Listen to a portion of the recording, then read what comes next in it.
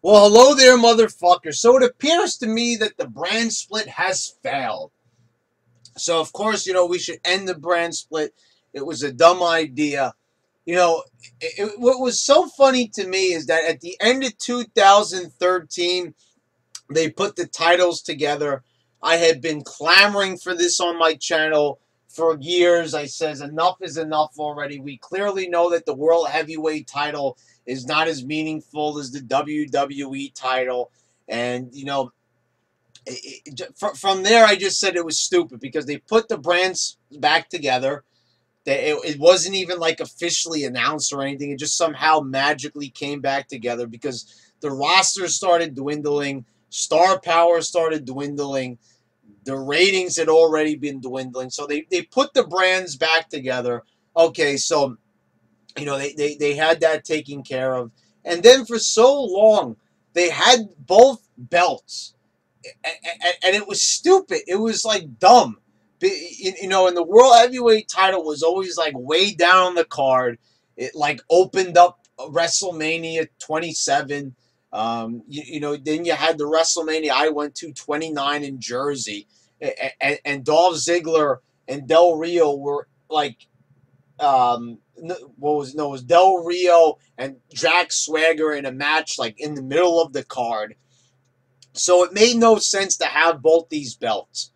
So finally, they had a match with Cena and Orton. They combined the belts, and that was it. I had been asking for that for a while. I said, just unify the belts in a match, get it out of the way. So then, like 2 years passes, and then we're back to two belts again. And we have the Universal title and the WWE Championship.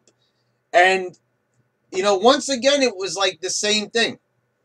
The same problem that we had last time when they had just created a World Heavyweight Championship. Like, they just made a belt appear. That was the problem that people had in 2002. Okay, so they didn't hand it to Triple H this time.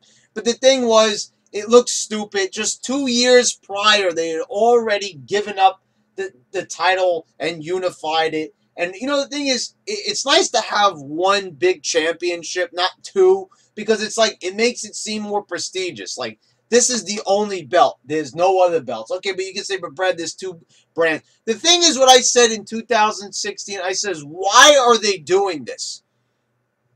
The first time they did the brand split, it was interesting because you had big stars. Stone Cold was still there. The Rock was still there. The Rock was going to SmackDown. Stone Cold was going to be on Raw. The NWO was going to be on Raw. And they had, like, Kane was on Raw. Undertaker was on Raw. The Jericho was on SmackDown. And so, they would switch brands. And, but pretty much the point is there was star power on those brands. Booker T was still active. RVD was there. Rey Mysterio popped up on SmackDown. You had different divas on each show. And it made sense. But the thing is, when they started out the pay-per-views, they were together. They weren't going to venture off and try to stretch the roster so much to try to put them all onto one pay-per-view. So thus, you take a look at these pay-per-views, and they are still pretty star-studded. You know what I'm saying? Like the first pay-per-view that they did with the brand extension, I think was Backlash, right? I think that it was. And what was your main event? There was one title. It was the undisputed title, and it was Triple H versus Hulk Hogan. So, even though they did a brand split, I was like a fan of it. I was like, okay, this is fun. So there's certain stars I can only see on Raw and certain stars I can only see on SmackDown. And these are big stars, so I want to watch both of these fucking shows because I don't want to miss out. And the hardcore title is going to be on Raw, so there was some exclusivity to each show. Cruiserweights were going to be on SmackDown, and, I liked the Hurricane at the time, and Jamie Noble had an interesting character, and there was Tajiri. So the thing was, there was a lot to this brand split. But then as it started going on and on, they started losing stars. And then you could kind of see like the brand split just became like a fucking mess. Like around 2009, 2010, they started losing big stars. They really had to rely on like Cena and Orton, and they started losing like a lot of guys, right? Shawn Michaels retired. Mr. Kennedy got fired. They started losing so many people. Jeff Hardy left. It was just, it was bad. Edge was getting injured a lot. So they started losing a lot of their stars. And even before that, they had this bright idea. And this is pretty much the whole point in the video. They had this bright idea somewhere in the middle of things.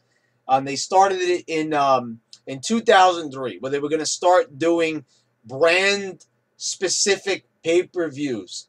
Now, some of these pay-per-views were actually really good. If you take a look at Vengeance 2003, which was a SmackDown-only pay-per-view, you'll know it right away. The pay-per-view poster's pretty awesome with the Undertaker like this. That card was great. The show was so much fucking fun. Not only did it have a great main event, but you also had Eddie Guerrero and Benoit. They had this barroom brawl with the APA. Vince McMahon versus Zach Gowen. Who else was on this fucking... it was John Cena versus The Undertaker. This card was a fucking peach. It was amazing as shit. But as they kept going with these pay-per-views, there was like 14 pay-per-views a year, which was like unheard of, and people stopped buying these.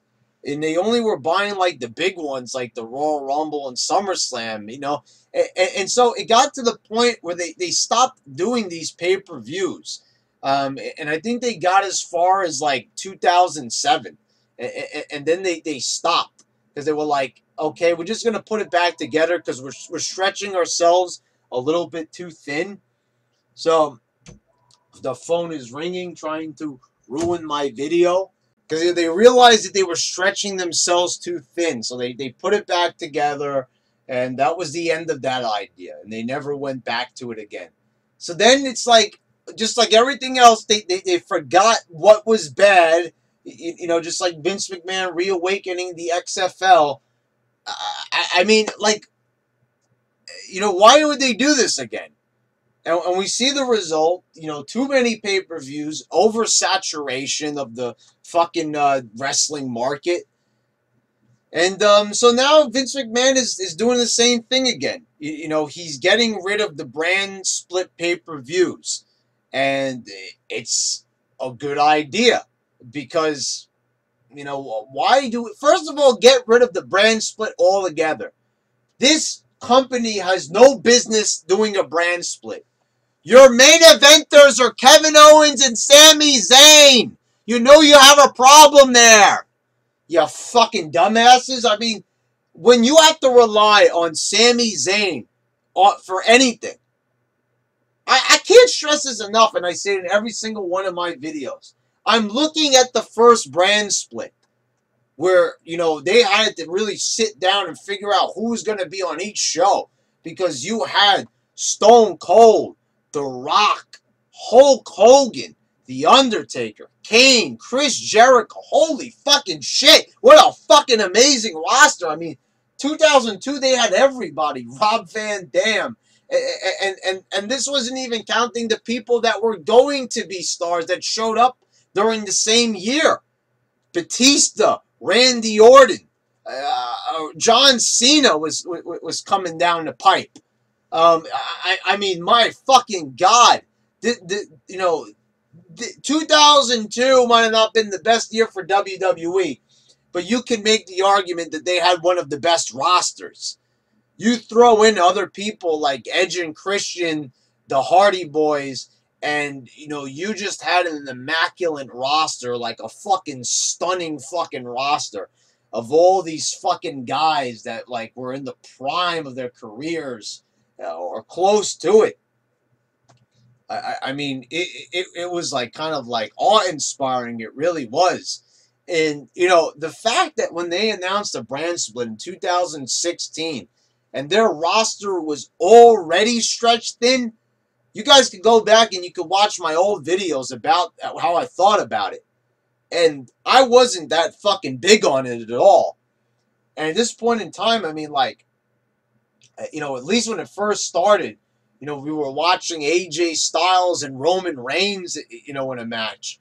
Now we have to sit back and we have to watch, a fatal five-way match with Kevin Owens and Sami Zayn. Come on, guys. I don't know what to tell you. This is not a good idea to have this brand split. At least they're putting the pay-per-views back together. But I don't get it.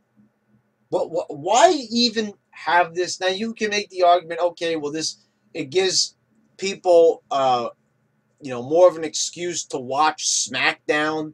That people started watching, the ratings went up for SmackDown. I mean, I just rather they just all get together and focus on one big show. I had been just saying that they should just get rid of SmackDown, if anything. Give the wrestlers a night off. There's no reason to have more than one wrestling show a week when that's already too much. When your show is not good, you really need to buckle down and start thinking about how to make one good product instead of a bunch of shitty ones. So there you go, guys. Good. They're getting rid of the fucking brand exclusive pay-per-views, and hopefully they get rid of the brand split altogether again. This is what I can't believe. When ideas fail for WWE, they eventually go back to them. I don't get that type of mentality. That is the very definition of insanity. When you repeat the same mistakes and you expect a different result. Anyway, guys, this has been your YWC champ, and I'm signing out.